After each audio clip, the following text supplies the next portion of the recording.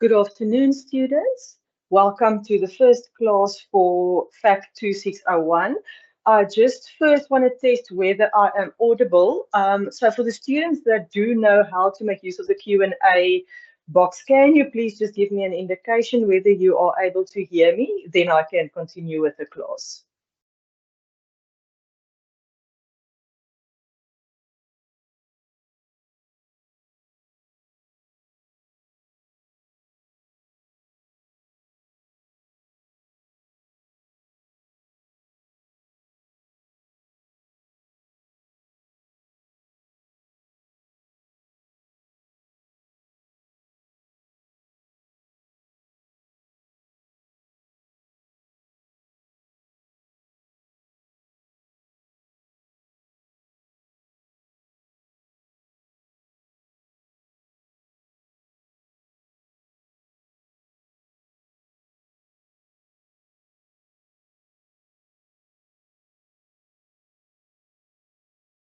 Okay, perfect. Thank you very much. So we will continue. Like I said, welcome to the first class for FAC 2601. My name is Marlies Els. I will be your presenter today. I am not officially a lecturer on the module. I am the coordinator for this module, meaning that I oversee the running of the module to make sure that everything runs smoothly and that we provide sufficient support to our students.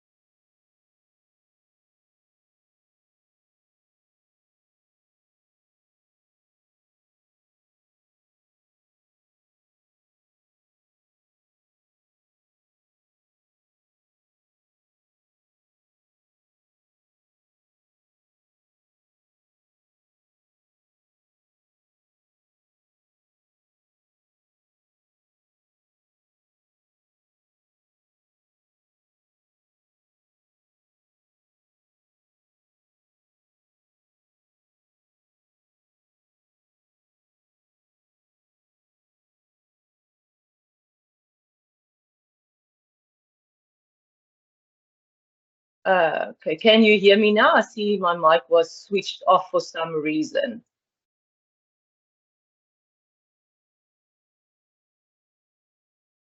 Are we back on with the sound?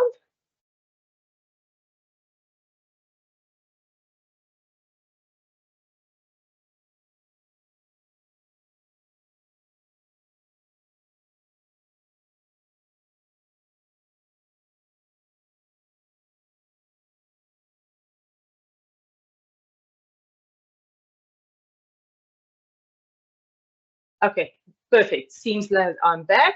Okay, so I will just start at the top again. To go back, I'm not sure where you missed me, but I will then start from the top again. Please just let me know if there's something happens with the sound again. Okay, so like I said, I'm not sure where you left me. So your module responsible leader is Mr. Alfred Baloy. Your other two lecturers are Mr. Andre Eisley and Mr. Frank Montgomery. So how do you contact your lecturers? There's two ways in which you can contact lecturers. The first is by sending us an email to fac2601@unisa.ac.za. We want to ask that you not send emails to your lecturers' direct email addresses. I know this was done in the past and the lecturers do respond, but you then run the risk.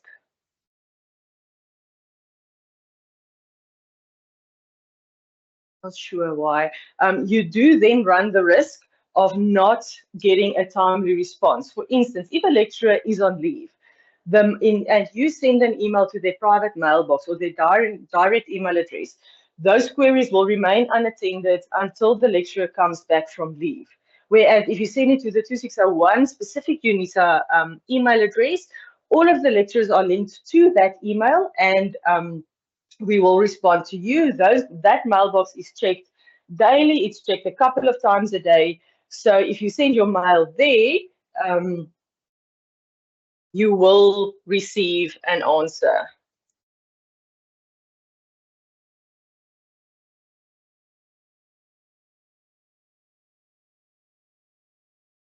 Then on the discussion forum, I think is a new thing that was introduced this year.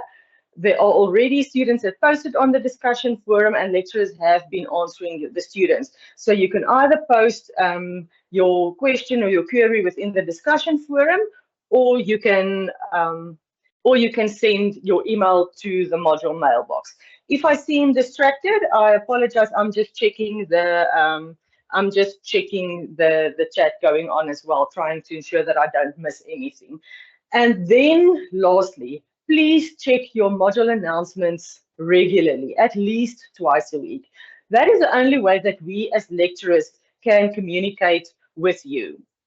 I do try to post on the Telegram group, to post announcements there to try to reach some more students. But please note, that is not the official UNISA communication channel. The official channel is your announcements. That's where we officially can provide you with information. If there are changes, share those changes, let you know what's coming up, and share details of the module. So please make sure that you regularly check your announcements. In the past, there were students that missed important information because they failed to go onto My UNISA. We do understand students are busy. We do understand students have a lot of different modules that they need to plan for, but unfortunately, we can only communicate with you via announcements. And we don't know whether you receive them or not. We post them, and then we ask of you to please go on there and check what we have posted. Everything we share, all of the admin of the module, all important information, we share documents, everything is done through the announcements. So please make sure that you check that regularly. Okay, I think you already know this, but should you wish to ask a question during this class, you can make use of the Q&A option. So I've just shared some of the screens there. So next to the name of the class, you will see that there is a speech bubble with a question mark in that. If you go onto that, you have the option to press on the ask a question. You can ask your question and post it there. I will then, at the end of the class, I will go through all of the questions and try to answer some of them. I just want to ask that in this class, we stick to admin-related questions regarding this module. From next week's class, we will go into the specific topics to discuss. So you'll start with Learning Unit 1. From next week onwards, this class will purely be admin, your approach to the module, how to study for the module, and then talk about the assignments and everything happening. So if you've got any admin-related questions, please feel free to post them there. At the end of the class, I will go through all of the questions to see if I can answer some of them. And if there are a lot of questions, I will then just also post in the Q&A after the class has ended. I just also want to say the recording will be uploaded later on. I know that we are doing this class during working hours. We did try to schedule it during lunchtime. I understand we've got working students, but also understand we've got a different group of students or a variety of students. We have full-time students, we've got part-time students, we've got working students, we've got students who are at home. So within all of these classes, we will try to accommodate everyone. So the next class that I will be presenting will be a class on PPE, and that will be scheduled on a Saturday morning. So we will try to schedule them at different times to try and accommodate students at different times. So I will answer your questions at the end of this session. So first of all, where do you start with this module? I have already received some questions on Telegram. Where do I start? How do I start? What do I need to start with? I'm not sure. So first of all, this module is a fully online module. What does that mean? That means that everything on this module will happen online. Your study material is online. As I've already said, our communication is online. You will write your assessments online. So start online. Start with your welcome message. Read through the welcome message. The welcome message is very generic, but it does provide some links to different sources. So from there, you can go to the additional resources. You can go to the announcement tab. So start from there, read what is said to you there, and then we continue on. So your next step will be to read through Learning Unit 0. Learning Unit 0 is your admin specifically related to this module. So there we tell you what your assessments will be, what format your assessments will be. So there you can see, I'll go into detail on this later, but you will have one MCQ, you will have one written, and you will have an exam. It also provides the weightings of assessment 1. So in that case, we've moved away from continuous assessment. So I don't know if there are repeating students. If you are a repeat student, this semester will be different to what you did last year, simply in terms of that the assessment method has changed. We are no longer continuous assessment. So on continuous assessment last semester, we had 5 assessments throughout the semester, which made up your year mark, and you only had a year mark. You did not have an exam. So your year mark was your final mark. This semester, it's a little bit different. We are now working with assignments and exams again. We are working with assignments and exams again. So you will have a year mark, which consists of assessment 1 and 2, and then you will have an exam mark. Your year mark will contribute 45% of your final mark, and then your written exam will be the remaining 55%. So please read through the welcome message. There is also a welcome video that you can have a look at.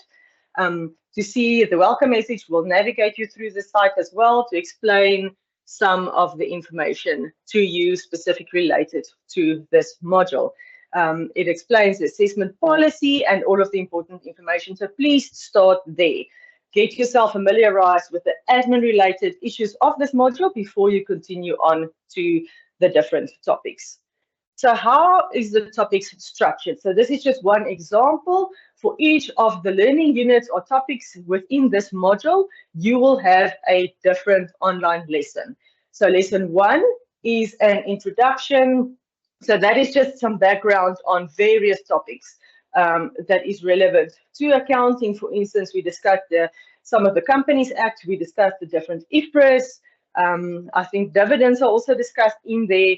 But this is what is contained within that lesson. So when you actually start with your studying the topics or the theory for this module, you will start at lesson 1. And there you can see on the left-hand side, so if you look on the left-hand side, you will see that you've got lesson 1, your study material. So even though this module is fully online, currently your study material is still in a PDF document. So if you click on that Lesson Tool 1 study material, it will open up the PDF document for you.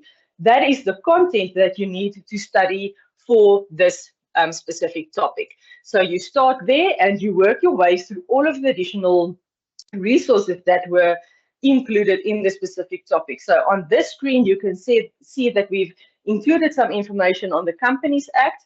There is a link to a resource that explains to you the difference between what is an international financial reporting standard and what is an international accounting standard. Then there are videos on last year's assessments. Those were 2 written assessments. So there's a discussion video on the written assessments. So you can have a look at that, and it will be similar for each one of the different topics. So there will be a separate lesson, online lesson or lesson tool for Learning Unit 2, Learning Unit 3, and so on. There are links to videos. The PDF document will be attached. You can just work your way through each and every one of those different topics to familiarize yourself with the content of the module. At the end of our class, I will tell you how to study, how I would feel, in my personal opinion, what the correct approach would be to study and prepare for this module. So keep that in mind as you work through each one of these different lessons. The next important thing that we need to discuss is our assessments. So like I said, we have changed from what we did the last couple of semesters. For 2 or 3 years, we were on continuous assessment. And as I explained, you then had various assessments throughout the semester, which all contributed towards your final mark, and you only had a year mark. Now we are back to the old way, the traditional way, if I can call it that. We now call it the alternative assessment method, but that just means that we now once again have assignments which make up your year mark, and then we have an exam mark. So your final mark will consist of your year mark and your final exam mark. Very important to note that all of your assignments are written on the cas.myexams.unisa.ac site. We will give you this link in announcements before each of the assessments, but just take note. We don't write the assessments on your module page specifically on MyUnisa. We write on the CAS My Exams site. This is just to ensure that there are no errors, that the site does not bomb out or time out, that the site does not crash on the day of the assessment, because fewer students are on the CAS My Exam site than they are on the normal UNISA site. So please make sure of this, keep record of this, but like I said, we will give you this detail before an assignment. But please just take note of this and remember. Also, for repeating students, what's different this year from last year is the timing of the assessments, the time you write your assessment. Unfortunately, we had to move our assessments to office hours. That is just simply for the fact, first of all, once again, as I said previously, we do have a mix of students. So when we did it in the evenings, we also got complaints from students. They've got family, they've got other commitments. Some people work in the evenings. Scheduling assessments at night is also not the solution, because there were also students, we also have incarcerated students that are not allowed to write in the evenings. They only have access to computers during the day. So there are a variety of students, and there are a variety of reasons why students cannot write in the evening. The other reason is to ensure that we've got technical support for when something goes wrong during an assessment. IT and the exam and assessment support is only available during office hours. So in order to ensure that we provide the best support to our students, we had to move our assessments to during the day. What we did try to do was for the MCQs to make it available for a longer time. So I don't know the history for all of our students, what modules you are or what qualifications you are all studying towards, so what subjects or modules you had in previous years. I know for some accounting first years, assessments are open for a long period of time. So it's open for a couple of days or a couple of hours. Accounting second year and third year and going up, we are making use of timed assessments, meaning that you've only got a specific time to write your assessment. It opens up at a certain time. All students write at the same time, and then it closes again at a specific time. The only instance where we could change that a bit was for the MCQs. So your MCQ, which is assessment 1 and is written on the 28th of March, you will still have a time limit. So your assessment is timed for 2 hours, but the assessment will be available from 1 o'clock in the afternoon on the 28th of March until 8 o'clock in the evening. So what does that mean? Any student can start their attempt at 1 o'clock. So you can start at 1 o'clock, you can start at 1:30, you can start at 2, you can start at 2:15, you can start at 6 o'clock. But the moment you start your assessment, you will only have 2 hours to write.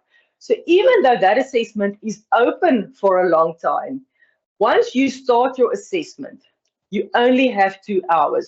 After 2 hours, your time is up and the system will submit all your answers.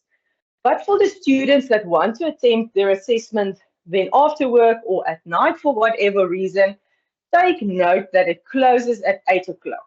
So if you start your attempt at 6 o'clock or 7 o'clock or 7:30, at 8 o'clock it closes.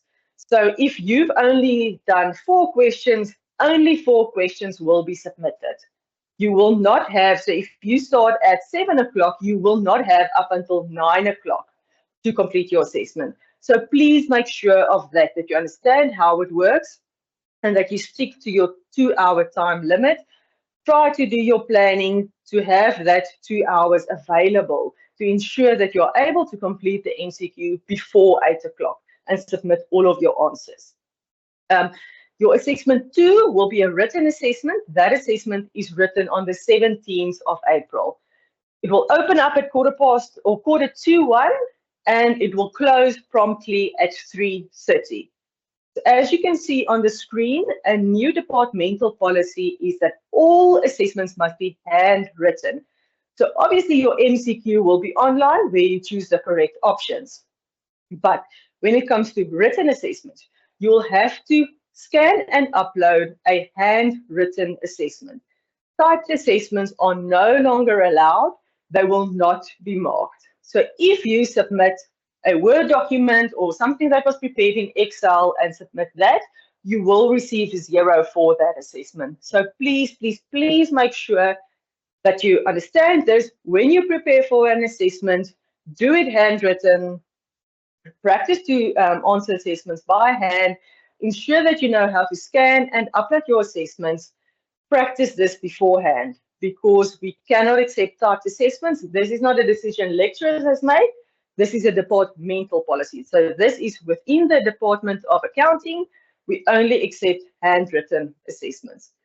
So if we look at the time allocated for assessment 2, like I've indicated there, you are given, and this is throughout the university, for any online assessment that's a written assessment, you will always have 15 minutes to download your question paper, and there's 30 minutes given to scan and upload your assessment, whether it's an assignment or an exam script.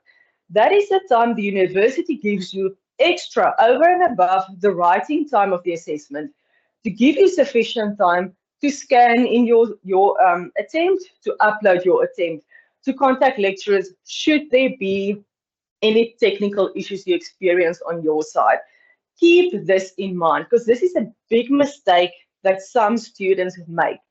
They use that upload time as writing time, so they will go and continue writing with 1 or 2 minutes left. Then they start to scan and try to upload their script.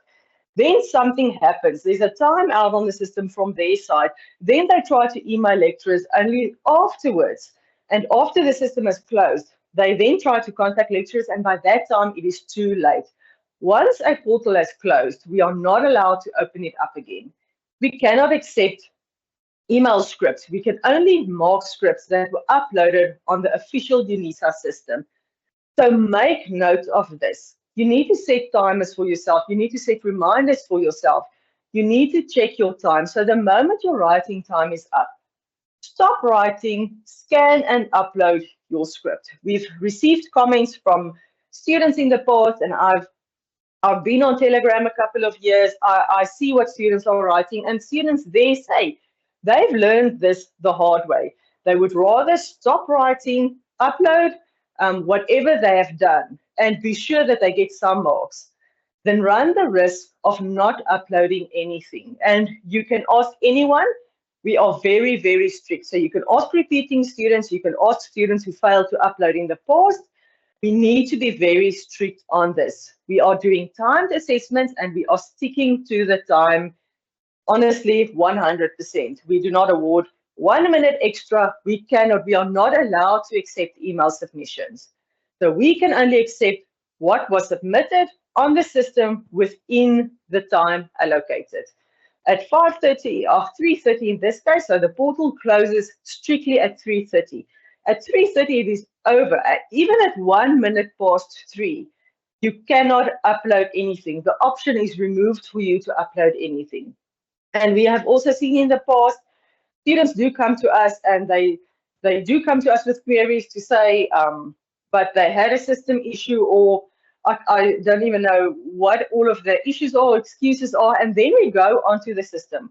We are able to track a student's activity on my UNISA and on my exams to see what time you've logged on. We can see what time you were in which sections. And then when we go in, we can see that a student only logged onto the system at 3:30. And so by the time they got to the submission portal was closed. So I cannot stress the importance enough of ensuring that you do submit your assessments on time. Then you will see on your assessment plan, you will see that there is a third assessment scheduled at the end of April.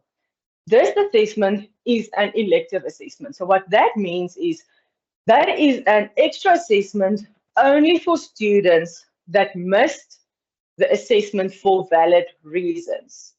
So it's not open for everyone. It is not an opportunity for you to improve your marks. It is an elective assessment, so the normal aggregate rules apply. So you will have to send in an application to lecturers requesting to write the elective. You will have to submit supporting documentation. You will only be added to that assessment and be given access to that assessment if the lecturer has reviewed your application and we have determined that you missed it for a valid reason. So you can't miss assessment 2 due to being on holiday. That is not a valid excuse. Should you miss it, so if your work, for instance, says you can't get a day off or you can't get study leave because you've got certain work commitments, in that case, your line manager must give you a written letter on the company letterhead, which you can submit to us. If you are sick on the day, you will need to get a doctor's note and submit that to us. So please do not bank on this assessment being an extra opportunity for you, because it is not an extra opportunity. It is only for students that missed assessment 2 due to valid reasons. At this stage, I also want to say that there is no elective for assessment 1. We follow the assessment policy strictly, and the reason for there being an elective for assessment 2 is due to the large weighting or contribution of assessment 2 towards your year mark. Your assessment 1 does not contribute enough towards the year mark to allow an elective according to the assessment policy. So for that reason, there is no elective for assessment 1. If you miss assessment 1, you will miss out on those marks. So then for assessment 1, you will receive 0 contribution towards your year mark. So try to ensure that you do submit assessment 1. It is also for that reason that we have now extended the time. So we have tried to accommodate students wanting to do it during the day, wanting to do it during office hours, if you want to call it that, and then for students wanting to do it after hours. So please keep this in mind. Submit assessment 1. There is not an opportunity. We cannot reopen it for you. We cannot provide you with another opportunity. We cannot provide you with an extra opportunity. Assessment 1 is only available on the 17th of March. After that, there is no further opportunity. When we look at the exam, there are no exam dates currently available. As in the past, exams are scheduled by the exam department. Lecturers do not determine the date. Lecturers do not determine the time. That is done by the exam department at a later date. We cannot give you that information at this stage because we as the lecturers also do not have that information currently. Just once again, want to reiterate relating to exams must also be handwritten. Your exam is a written assessment, it must be handwritten. And as I explained for your assessment too, you need to stick to the time. If you are late, you are late and you have no submission, and then there is nothing we can mark. If we look at some of the admin or the rules, if you want to call it, regarding assessments, I have discussed the majority of this already. Like I said in the beginning, all of your assessments will be done on CAS My Exams. So please keep a lookout for your announcements, where we will give you, once again, we'll give you the link, we'll give you the dates, we'll give you the times. I've now said this a lot. All of your submissions must be done before the portal closes. You cannot make any submission after the portal closes. You cannot, sorry, I'm losing track. You cannot send us an email with your script and ask us to mark that. We are not allowed to do that. It's against the rules of the university. There is no alternative submission link. In the past, there were links given. Those links are not available anymore. We have nothing to give you. No extension is given. And like I've said, we are very strict on that. Once the portal closes, it is closed. Lastly, you must make use of proctoring tools. I'll explain the different proctoring tools in the next slide, but you must make use of proctoring tools. Otherwise, there will be consequences for you.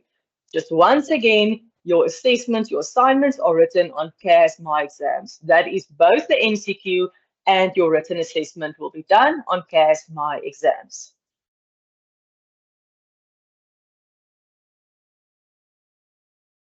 I will just quickly, I have noted that there is a question when it comes to the assessments. So someone asked with regards to the scanning of scripts, are we able to scan using a mobile phone app? I know there's a strict policy surrounding phones. Yes, you are allowed. You can, I know not every student has a computer and scanner at home. So you are allowed to make use of scanning apps. Just make sure, the important issue is to make sure that you understand how the scanning app works together with the Invigilator app. Because what happens is, if a student goes out of the Invigilator app, then the system will recognize if you've been out of the app for a specific period of time, you will be flagged for this. So just make sure that you are aware of how it works. How does it work with your app and together with the scanning app if you use it too on the same phone? So please just make sure about that, but that is allowed. The university is aware that not everyone has computers or scanners at home. Then yes, Frans asked, so one requires a scanner to upload assessment to in the exam. Either a scanner or, like I said now, you can also make use of your phone, a scanning app on your phone. So just make sure that you are aware of how the scanning app then works on the phone and together with your Invigilator app.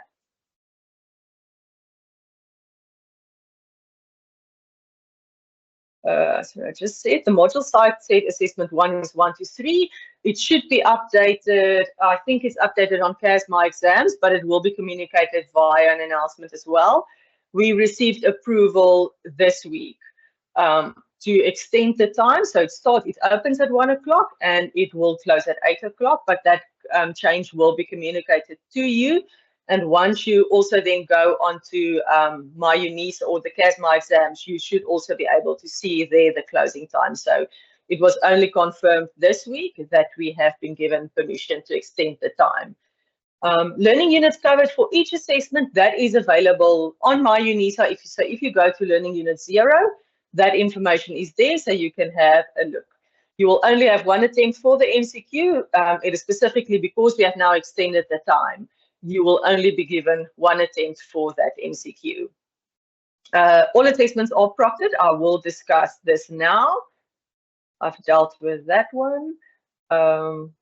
Yes, you've met the first off. The recording will be shared. So in the next slide, you will see that I discuss some of the resources that UNISA gives to students regarding proctoring. I will upload that together with the recording will be uploaded onto my UNISA. Just give us some time.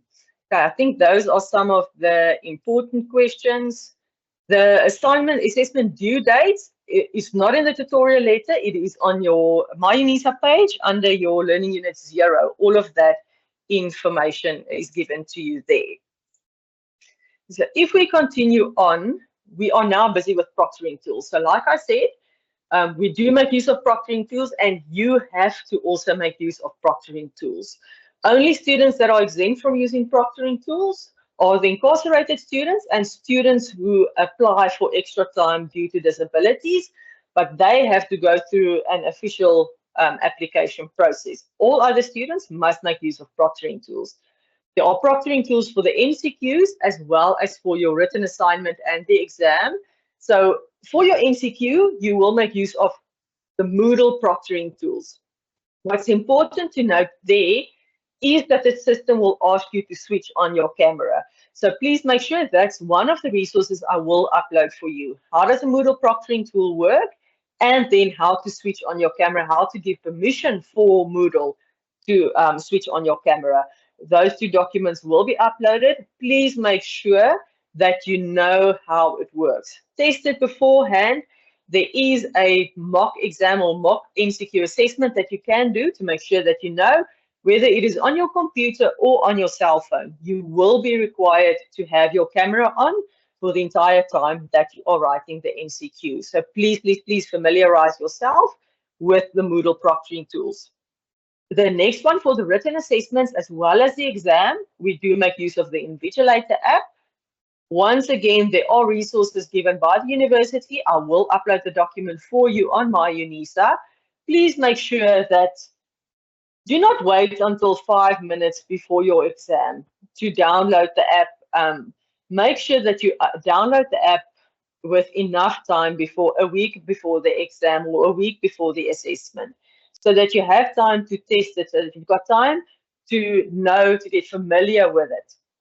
Ensure that you also have the latest version, because what has happened in the past, students used the app a year ago, and since then updates were made to the app, but now on the day of the assessment, when you open it, then all of a sudden there are updates that has to be run and it works differently.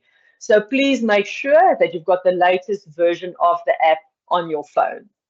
I don't know if you are aware, the Invigilator app is for your phone. It works only on your phone. It doesn't work on your computer. So you will need to have a phone. You will need to know how it works on your phone. Like I said, the university does provide some resources. These you can find on My UNISA under your assignments and exam tab.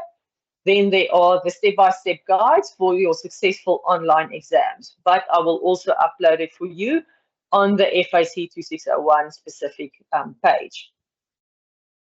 Then just to take note of plagiarism, I know there's that plagiarism course that we are all aware of. Please complete that course, Academic Integrity. I'm not sure what the name is, but please complete that course. And then to take note of plagiarism. The exact rules apply if you were to write in a physical exam venue. When you sit in a physical exam venue, you're not allowed to talk to another student. You're not allowed to work together with another student. You're not allowed to have your study material with you. So on that note, all assessments are closed book assessments. You should not have study material or any other documents or papers or anything with you. It is a closed book assessment. Your time is also limited. So technically, you should not have time to then refer back to study material in order to write your assessments. Also, don't make use of tutor services. We are aware, we do not know how these people get your contact details, but we are aware that the day of an assessment or a day before an assessment, someone contacts you to say they can assist you to write your assessment, they can help you, they can write it for you. I don't know what all of the services are. You are not allowed to make use of these services. An assessment that you submit might be 100% your own work. If we find out, we do find during marking, a lot of the times when students are flagged for disciplinaries, they come back to say but they've used the app, they've passed the Invigilator app, they've made use of it, so they don't know how they got flagged. Students are flagged during the marking by markers. So a marker will pick up that there are similarities, there are patterns happening in a script, and then when we go back, we can see, but these scripts are actually the same. So yes, we do make use of the Invigilator app, and there are students that fail the Invigilator app, which means that you will be reported for plagiarism, and you will have to go through the disciplinary process. But students are also identified during the marking by the markers. If any student is identified, your script will be flagged for disciplinary. The lecturers will then review all of those, and if the lecturers feel that there's sufficient evidence, your script will be flagged, your mark will be withheld, and you will have to go through the disciplinary process. If you are then found innocent, your mark will be released. If not, you will have severe consequences going forward, whatever the panel or the committee or the disciplinary department feels is a sufficient punishment for you. So please make sure you understand what plagiarism is and that you adhere to all of the requirements. Do not get flagged for plagiarism, please, guys. That is all of the admin around the module. What I next want to focus on for a little bit is to tell you the approach that you should take when you study for accounting. Because what I found on Telegram, and you might have seen it as well, there are comments from students where someone would ask, but how do you study for accounting? And someone would say, no, I don't study this theory. I only work through questions.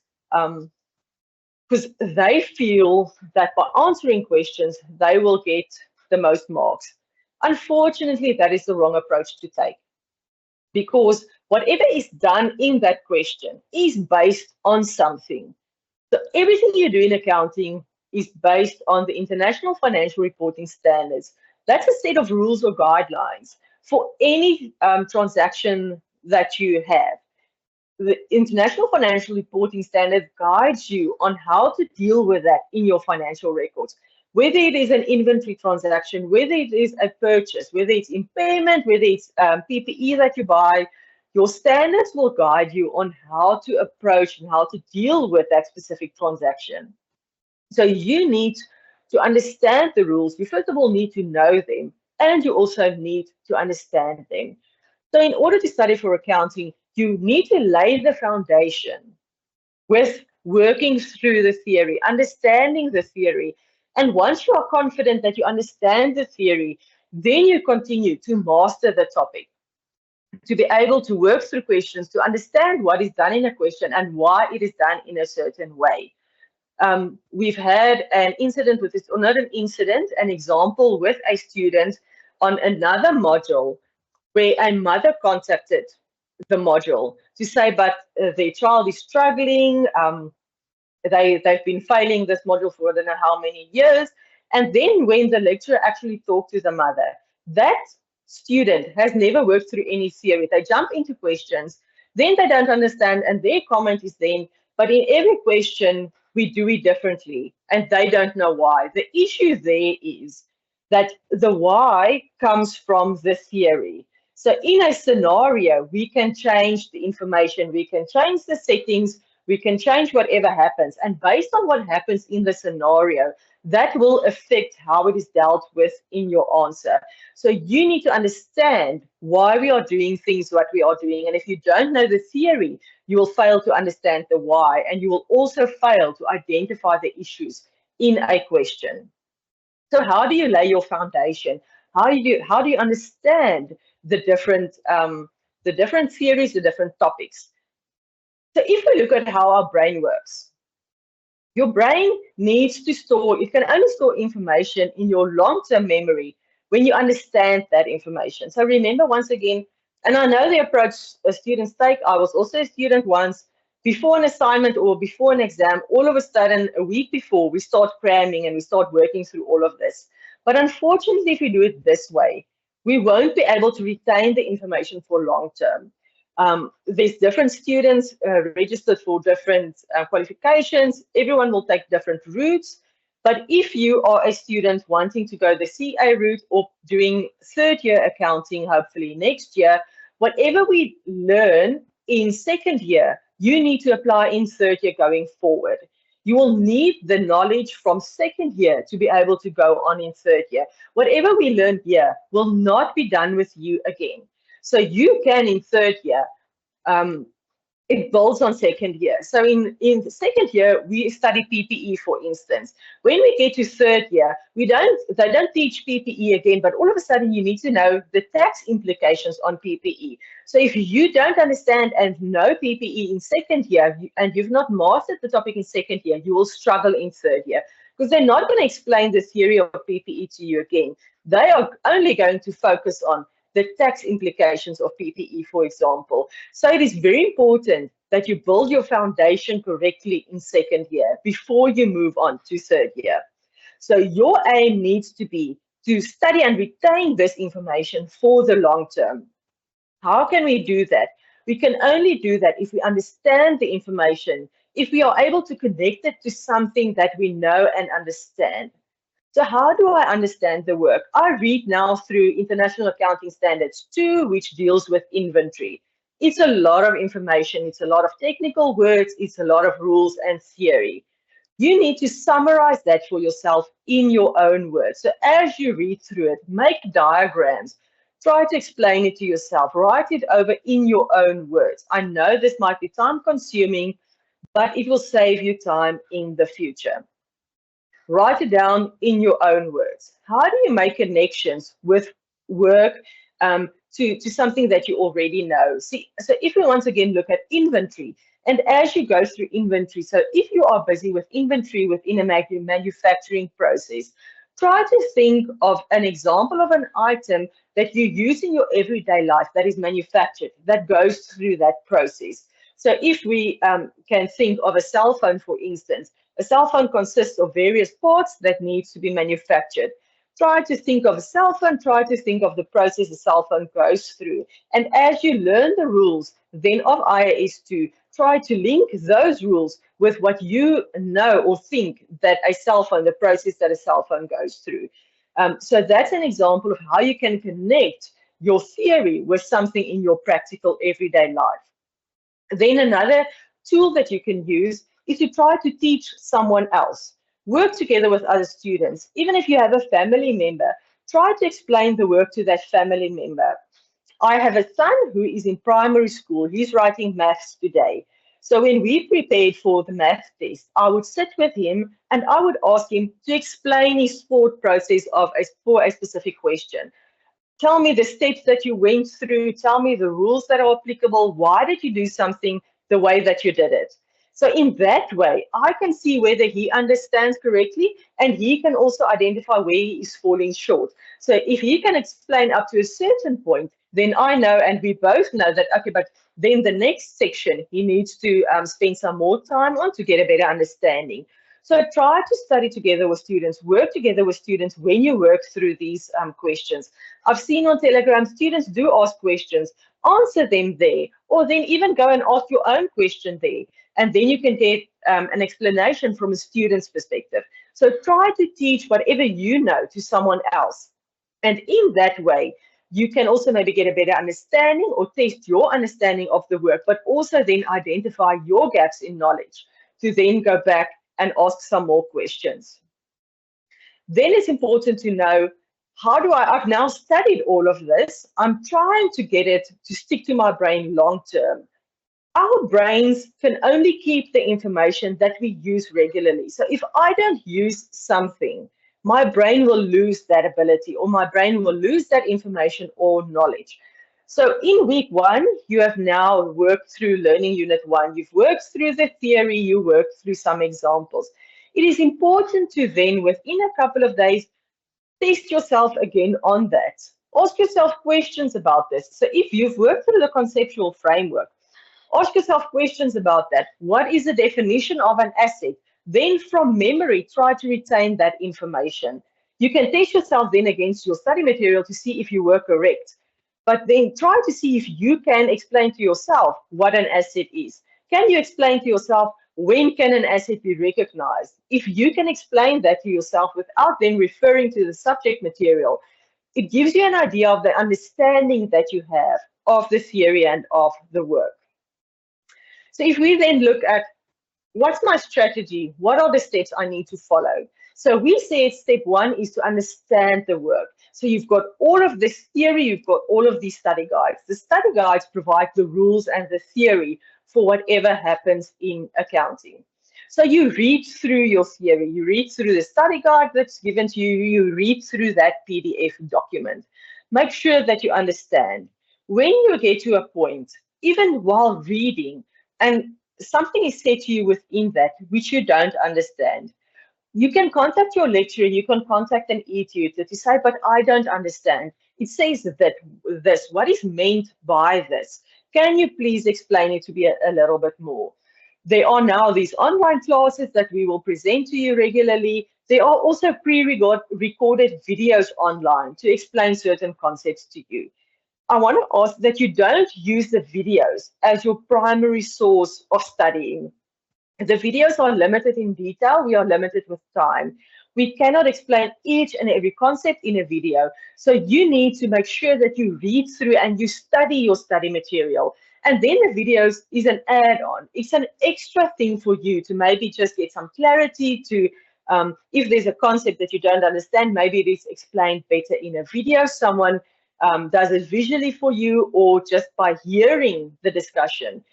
It opens up some better understanding. So yes, do watch videos, but don't make it your primary source of studying. Your study material and your study guide is still, and your online lesson is still your #1 source, and it should be your first source when you study. So like I said, contact your lecturers. So you've now studied, you've read through the study material, you've watched the videos, you attended online classes. There's still some things that you are unsure of. Contact your lecturers. Every student should now be allocated to an e-tutor site. So you can go onto your e-tutor site, you can contact the e-tutor to try to ask them to explain a concept to you. So there is resources available. There are people available to assist you to get a better understanding of the work. So the next step is now to master the topics. How do you do that? By working consistently. We've laid the foundation with our theoretical knowledge. Now we need to start working on our application. So in different questions, can I apply the theory that I have now studied? You are given in your study material, in the study guide, you are given basic examples for everything. At the end of a study unit or a topic or a lesson, there are comprehensive examples, and then there are also integrated questions. It is a separate tutorial letter with different integrated questions.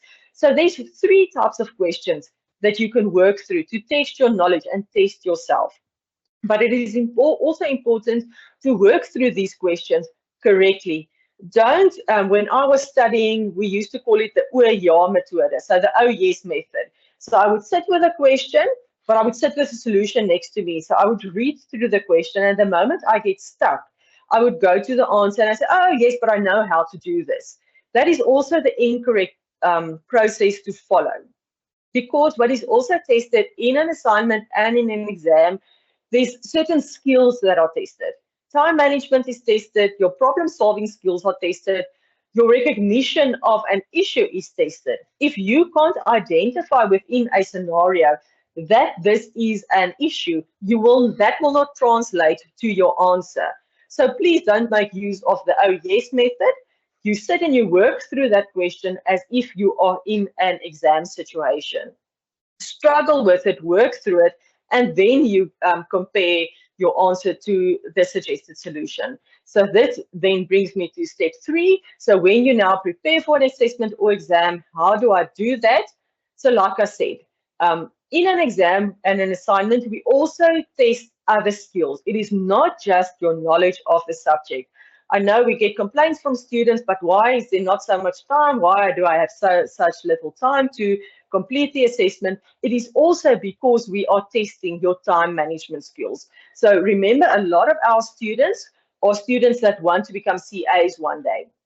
We've got other students with various other qualifications as well, but we also have students aiming to become chartered accountants, and there's a requirement for various different personal skills and life skills that you need to have in order to become a CA. One of those, time management. So the only way we can test that at this stage is to give you a time limit on your assessment. How do we calculate the time allowed? Your writing time is calculated by 2 minutes per mark. So if a question counts 20 marks, you will have 40 minutes for that question. So when you work through and when you prepare for an exam, you also need to work under that 2 minute per mark time limit. If I once again can refer back to my son, when they've got sport practice at school, there's one of the coaches always tells them the way you practice is the way you're going to play in a match. It's the same with preparing for an exam. The way you prepare will be the way that you do it during an exam. So if you take 5 or 10 minutes per mark when you're preparing, you will never be able to stick to 2 minutes per mark in an actual exam or assignment. So when you prepare beforehand, try to work under the time limit. Work under exam conditions. Study under exam conditions. Don't refer to your answers. Don't refer to any of the study material. You're in an exam situation. I've got only myself, my knowledge, my memories. That's all I have to work with. So when you attempt a question, you do it within the time limit and without looking at any of the answers or any study material. So you set your time. So like I said, if you've got a 20 mark question, you've got 40 minutes. So set yourself a timer for 40 minutes. Once that 40 minutes is up, then you stop. You stop with answering, and now you are going to mark your own attempt. You've got a suggested solution, you've got the answer. Now you compare your answer with what the suggested solution is. And obviously you will quickly see whether you've got a time management issue because you would not have been able to finish the paper. If there's any differences between your attempt and what the answer is, you need to ask yourself why. Did I fail to identify this in the question? Then I need to work on my problem identification skills. What can I do to better identify the issues? And normally that will also go back to a lack of knowledge. Because if you don't know of a specific theory or rule within accounting, you won't be able to identify it in a question. So we can then give you information in a question, but you won't know what it is for. You don't know how to deal with it. So if there's a problem then with that information, you won't be able to identify what that problem is. So is it a problem identification issue? Am I struggling to express myself? So do I have bad writing technique? Then you need to look at, but how can I improve my writing skills? How can I improve how to express myself? Is it a lack of knowledge? Do I need to go back to a certain topic? Do I need to study PPE again? Do I need to study the different depreciation methods for PPE, for example? So then you go back. Once you've identified your problem, you go back, you review the work, and you study those topics again. And still, if you're struggling, always know that your lecturers are available, your e-tutors are available. You can ask questions to other students on Telegram to maybe try and assist each other. So that is, in a nutshell, what my suggestion would be and my approach would be to how to prepare for this module. And lastly, like I said, I will have a look at some of your questions. So I know we are almost at the end of the session, but for the students that are still with us, I will try to have a look at some of the questions. What are the learning units to be covered for each assessment? I've said that is available on your learning unit 0. All of that is available. Let me just go through some of the questions. If the Invigilator app is for the phone, what do I download for using a laptop for exam and assessment? There's not a, there is nothing. So if you need to download your question paper, so you will have a phone and your computer. So the Invigilator app will run on your phone. There are certain prompts. It's got information that it's collecting. It's got requirements. So you can work through the document, the resource that's given to you by the university.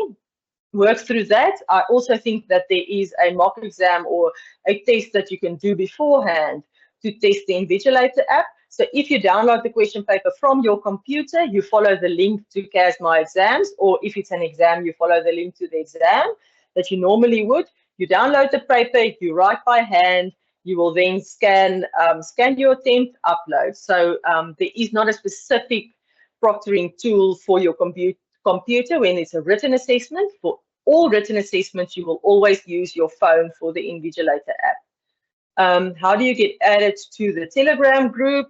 There's a search function. I can also try to post as one of the resources. I can post. So these, I just want to reiterate again that this is not an official UNISA. The Telegram groups, I don't know who runs them. I also just got to know of them by accident. And ever since I've been just on there, if I can assist a student, I assist a student. But there is a groups bot that you can use to try. So I will, after the class, try to see if I can post it in these Q&As. I will try to answer there. To see if I can get you, but there's a group spot that you can search for the specific module on there. But nothing is said there that we don't say on announcements groups. The only thing that's there is the students talk to one another. Sometimes important announcements I will post. I don't post everything on there. And if I can answer a student, I will answer a student on there. But it is not a must-have. It's not that you have to have it. But I will try to see if I can post some information on how to access the Telegram group. Because every time I try to answer a question, even though I know the material, I feel like I don't know where to start. With the question, any advice? So this is where I would think that your problem identification skills might be an issue. So you need to clearly understand what is required of you. So if you are asked to do an inventory calculation, obviously you will need to know the theory of inventory. You will need to understand the theory. Then you go, but what does the theory say? So if, for instance, let's look at PPE. You are asked to do a PPE note. Obviously, you need to know what the layout of the note looks like. So in that scenario, when you are required to do a specific note, or if you are asked to write down the financial statement of financial position, or even the statement of profit and loss, it's very important to know the format. So when it's an official note or a statement that's required, your layout needs to also be in accordance with the requirements of IFRS. So know the format, write out the format, and then you now go to the information in the question and you start at the top. And then you need to think, but why is everything given to me? If they say to me, I've got machinery, why do they give me a purchase date? Why do they give me the cost? What do I need to do with that? If they give me a depreciation method, what do I do with the depreciation method? Because then you need to know, okay, but for PPE, I've got a specific column for machinery, meaning I need to disclose my machinery separate from everything else.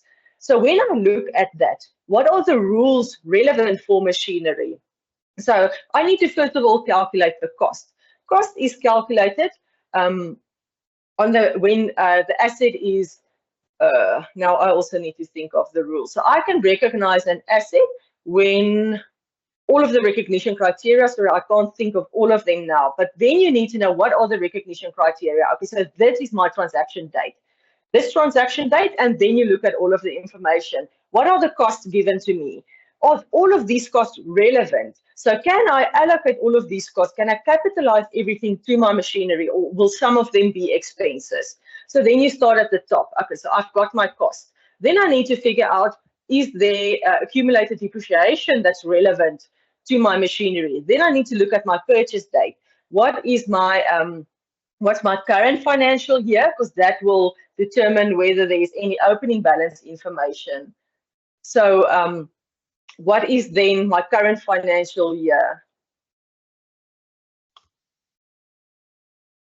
Okay, so you determine what's your current financial year. Are there any prior financial years? Make that determination.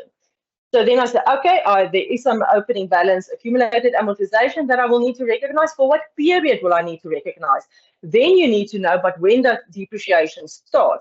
So depreciation, I start recognizing depreciation on the date that my asset is available for use in the location and in the condition that management originally intended. So then you know, okay, that is when depreciation will start. So that is why it is so important that you know your theory and you understand it. So what does it mean if they say to me, depreciation starts on this and this and this date? What practical implications does it have? Okay, so then I start and I calculate my accumulated depreciation, which will be in my opening balance. We've now dealt with that. Now we get to the current year. What happens in my current year? Then you read through all of the information. Did you purchase a new machine? Did you sell a new machine? Or was it just normal depreciation that I recognized during the current year? Then once again, how do I recognize depreciation for the current year? Once again, go back to my depreciation method that is applied. Is it straight line method? Is it a reducing balancing method? Is it units of production method? Because those all have implications for how I will calculate my depreciation. So then whatever method is applied, then I go and I calculate my current year depreciation. Then I know the rest of the requirements is to disclose closing balance information. How do I calculate that? What should all be disclosed in there? So that is how well you should know your study material. So for each and every transaction. So in this module, we deal with investment property. What's the difference between PPE and investment property? If they give me two different types of assets, they give me two different buildings, how do I know if a building is PPE? How do I know if a building is investment property? You need to know the difference between the two because they are dealt with differently. If I have an investment property, then what would be my measurement? Is it dealt with according to the cost model? Is it dealt with according to the fair value model? What implications does that have? So those are all the things you need to identify when you read through a question. That's why I say that you really, really, really need to know your theory. Because if you know it, and if you know you are dealing with investment property, you will know what the relevant questions would be to ask. So the moment you see that you are dealing with an investment property, you will know to check, is it cost model, is it fair value model? If it's cost model, these will be the implications. I will have to recognize depreciation, all of that. If it is fair value model, I will have to then recognize a fair value adjustment. So I need to keep a lookout in my information for any information that relates to a fair value adjustment. Then you will know what implications that has. So that's the advice I can give you on how to approach your question. You really, really need to know your theory very well. It does come with practice. It honestly does. You won't get it the first time. But if you know your theory well enough and you get to your questions, then you should be able to link whatever is given to you in your scenario with a required. So you need to identify, is it relevant? If I'm asked to do journals, obviously I will need to know what is a debit and what are the credit legs for journals.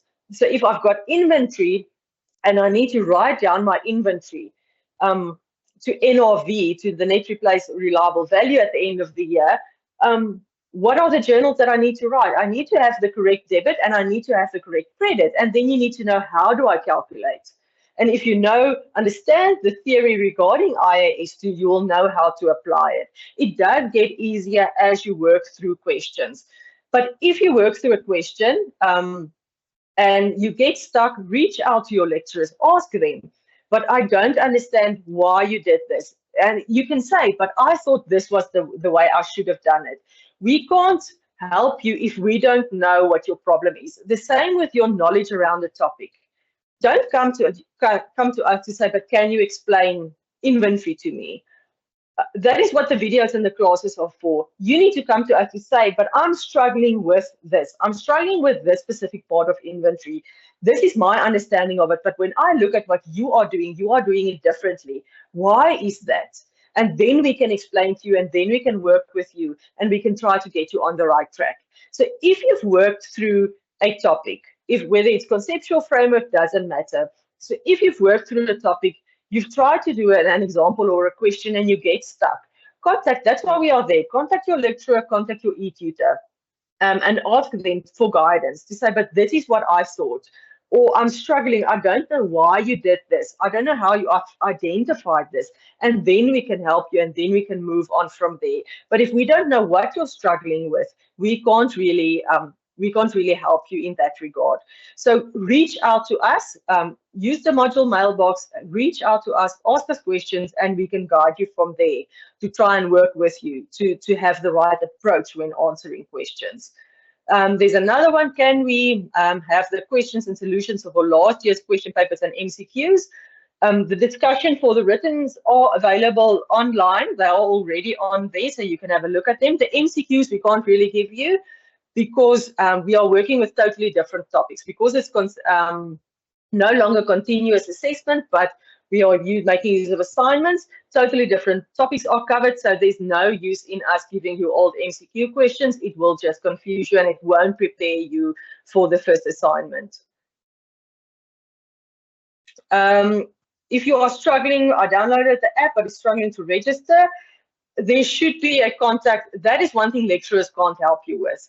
You should then contact the Invigilator app support to ask them to, that's something, because honestly, we get the results from students using the Invigilator app. But with the working of the Invigilator app and the technical support, the lecturers can't assist you around that one. So please contact. There should be a WhatsApp or an email on there that you can make use of to contact the Invigilator app support.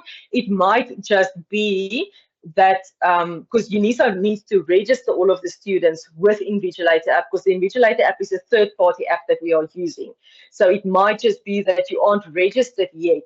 So UNISA needs to wait for all of the registrations to be done, to be completed, before they can register the students. So that might be the problem, but you can also then reach out to the Invigilator app support.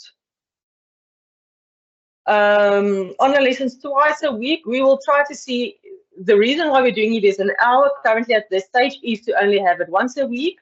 It is difficult. We will try to see if we can get the assistance of e-tutors to also assist us. We will try to, currently be scheduled for once a week, but we will try to see what we can do. Dear lecturer, will other classes be an hour? It will be an hour, half an hour to an hour. We are already an hour and 15 minutes. We don't want to go too long because we know if it's during the week, there are students that need to work. So it's not possible to have it too long. So the questions are multiple choice or written. We need to show the workings. For MCQ, obviously, you don't show the working, but for written, very important that you show all of your workings. You cannot just simply show an answer. It's the same with when you had maths on school. You have to show your thought process, because marks is actually awarded. Marks is not awarded for your final answer. Marks are awarded for you following the correct principles. So if you need to disclose PPE, I need to be able to go from your PPE note to your calculation to see, but this is the principles you followed.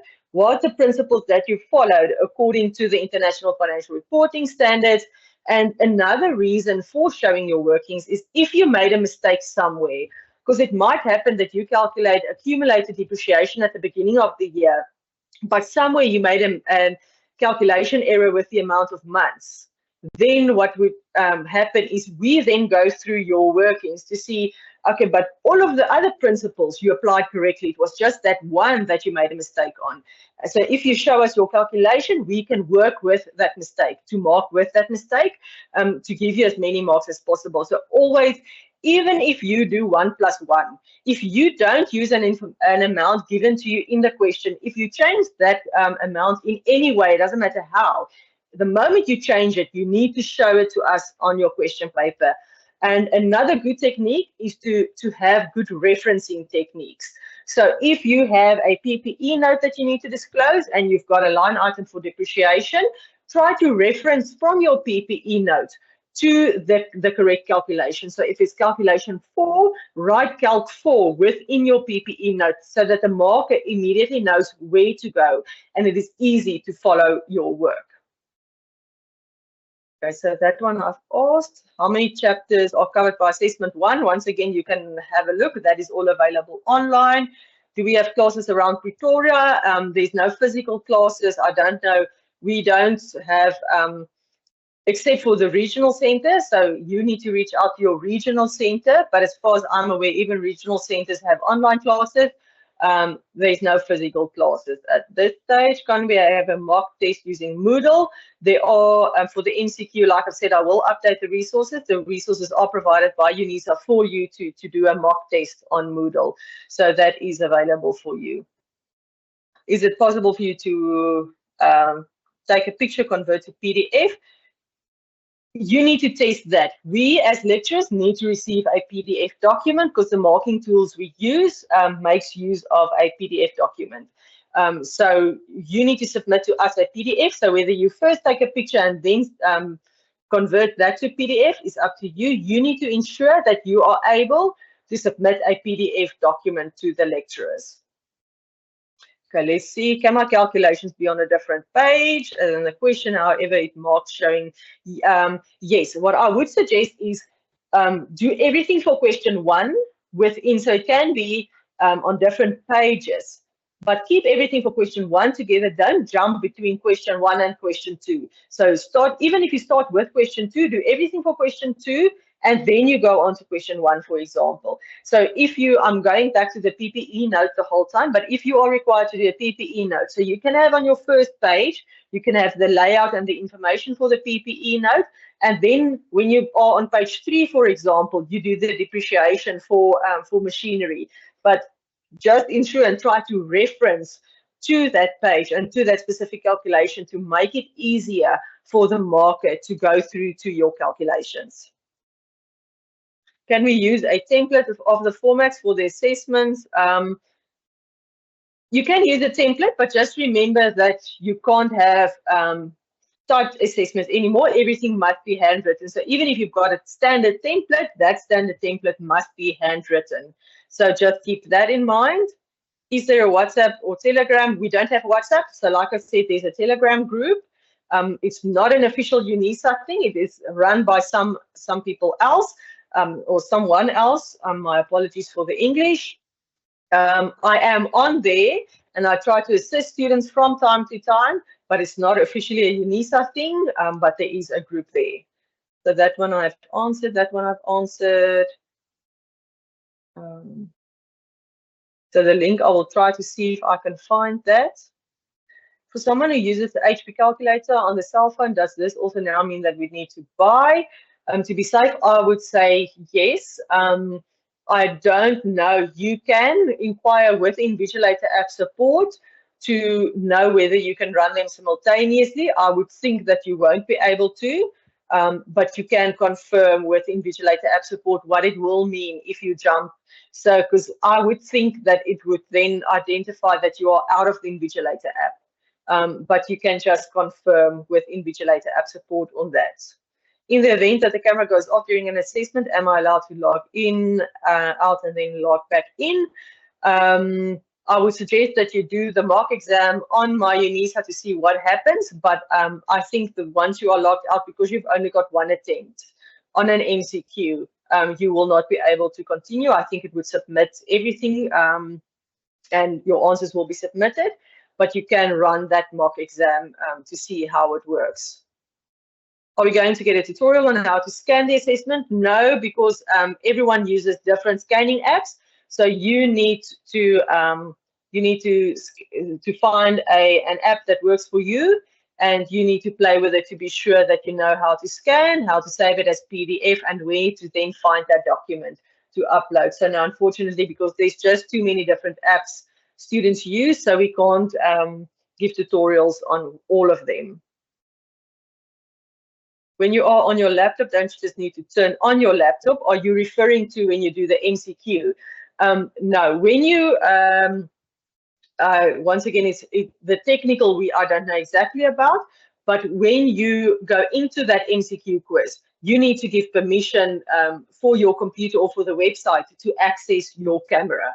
If you don't give permission for it to access, the camera will be off, and we will be notified that your camera is off. So once again, I would suggest, if you are referring to the Moodle proctoring, it will also depend on your settings, because I think if you set your settings once to allow Moodle to access your camera, it should always be on, but you need to confirm that, work through that document and work through that mock exam to be sure how it is used.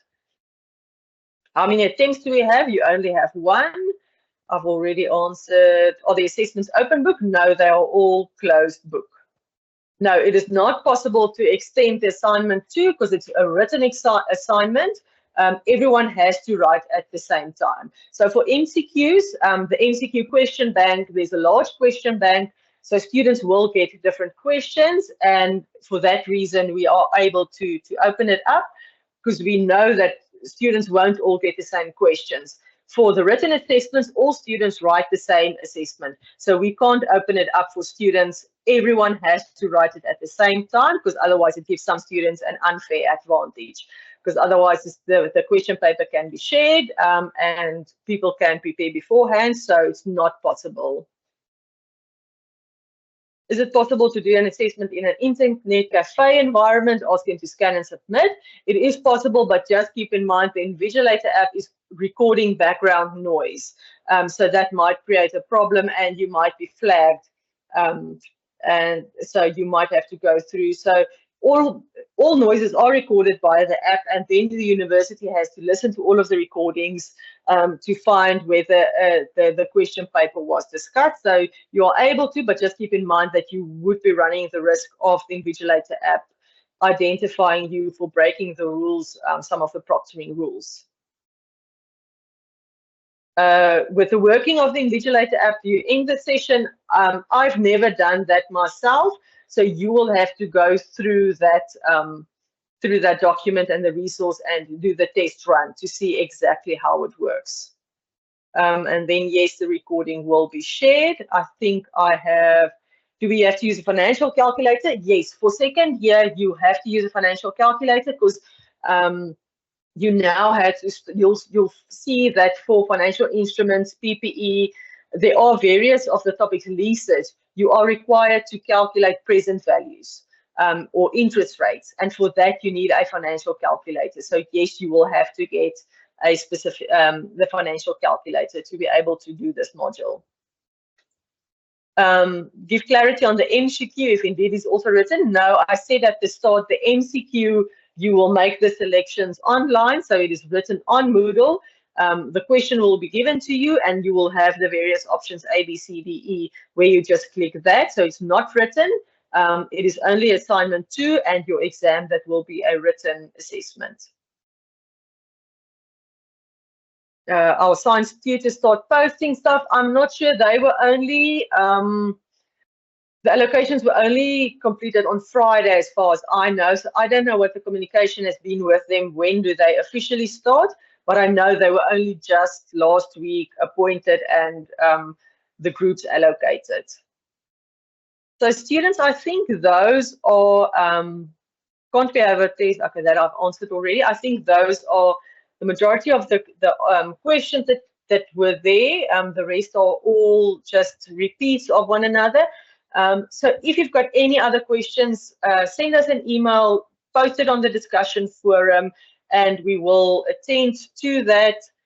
So I just want to once again give you the contact details. Thank you for attending this class. I know we went way over the scheduled time. But there are the contact details. Make use of the module email address, post on the discussion forum, and contact your e-tutor. Like I said, they are always available. The lecturers are available to assist you with your queries. And once again, thank you very much for attending and for sticking it through the entire time. I really do appreciate it. Good luck with your studies this semester, and really do reach out to your lecturers. I will see you I will be presenting the PPE class for you later in the month, and then some of the other lecturers will be dealing with the other learning units. So I will see you again for PPE. Thank you very much, and enjoy the rest of your day. Goodbye.